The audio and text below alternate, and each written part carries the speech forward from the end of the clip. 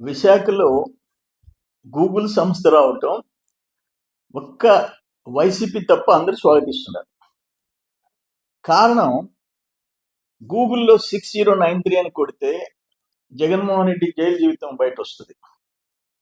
అట్లే Google takeout ద్వారా వివేకానంద రెడ్డి హత్య కేసులో అసలు హంతకుల్ని సిబిఐ గుర్తించి వాళ్ళని పట్టించింది గూగుల్ సంస్థ కాబట్టి హంతకుల్ని పట్టించారు ఆయన వర్గాన్ని.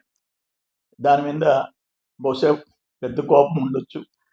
మూడోది ఏంటంటే, రాజా కరప్షన్ అని కొడితే గూగుల్లో తండ్రిని అడ్డం పెట్టుకొని 1000 కోట్లు దోపిడీ చేసిన జగన్మోహన్ రెడ్డి అవినీతి చరిత్ర బయట వస్తుంది.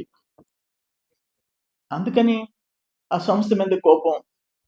నేనేమంటానంటే, ఈరోజు 1,33,000 కోట్లు అసలు గూగుల్ కంపెనీ ఇండియాలో ఆంధ్రప్రదేశ్కి రావటం, కొత్తగా స్టార్ట్ అయిన ఒక స్టేట్లో రావటం, లోకేష్ బాబు కృషి, దాన్ని జీర్ణించుకోలేక నేను ఒక మాట అడుగుతాను. నీ సాక్షి పత్రికలో కానీ సాక్షి ఛానల్లో కానీ రాష్ట్రానికి ఇంత ప్రతిష్టాత్మకమైన ఒక సంస్థ వస్తుంటే ఒక చిన్న ముక్క కూడా రాయరా?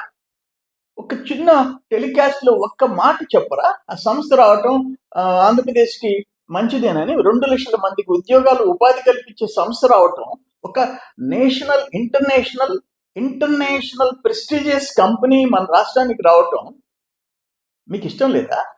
మీరా ఈ రాష్ట్రానికి ఒక ముఖ్యమంత్రి కావటం అంటే దురదృష్టం.